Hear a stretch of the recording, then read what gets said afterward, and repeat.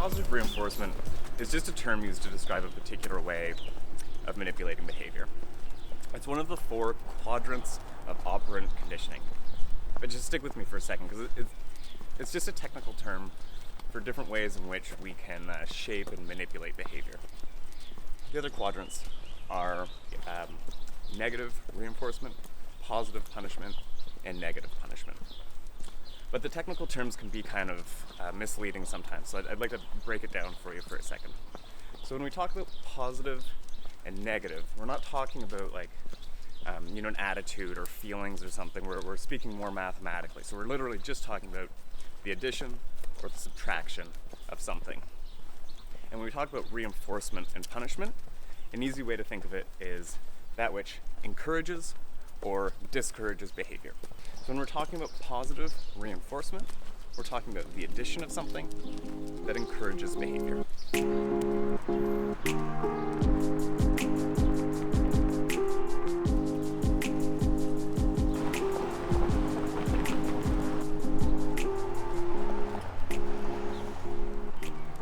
So it's important to consider what's reinforcing for your dog.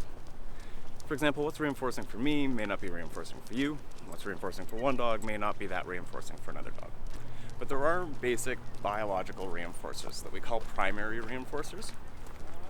Some examples of those would be food or water, or even pleasurable experiences like play or seeking or even sex. Now, for the sake of dog training, a high number of repetitions in a small amount of time is ideal. And for this reason, food is a great reinforcer because it can be delivered and consumed quickly, allowing for those high repetitions.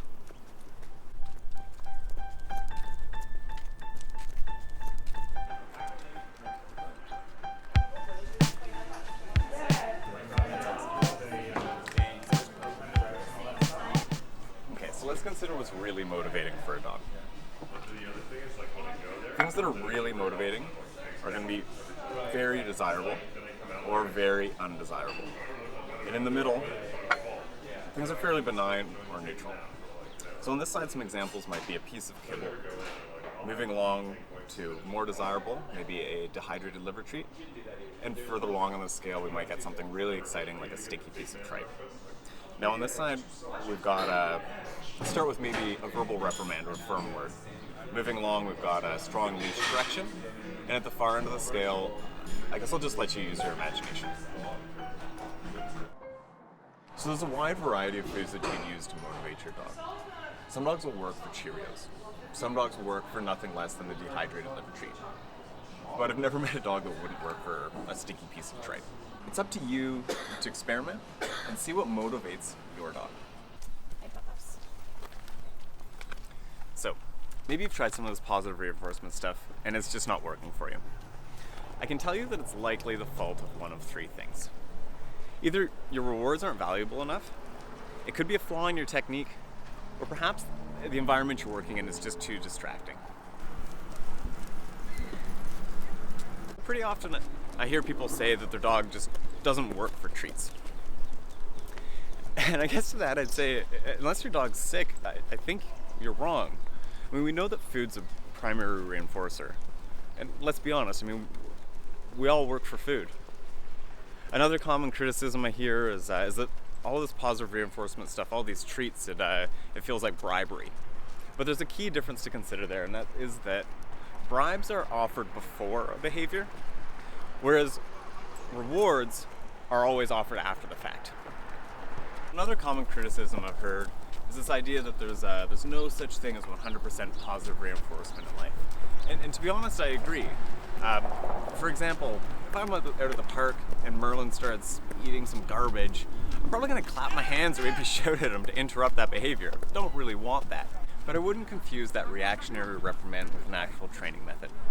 Another example, slightly different. In my building, there's an automatic door. One time it opened up, caught 10 off guard and hit him in the foot. Now every time we go for a walk, 10 waits at the other side of the door. It's kind of a nice polite behavior, but this is a perfect example of 10 learning something through positive punishment. It was effective, but I would never teach him to wait at the door like that in this way.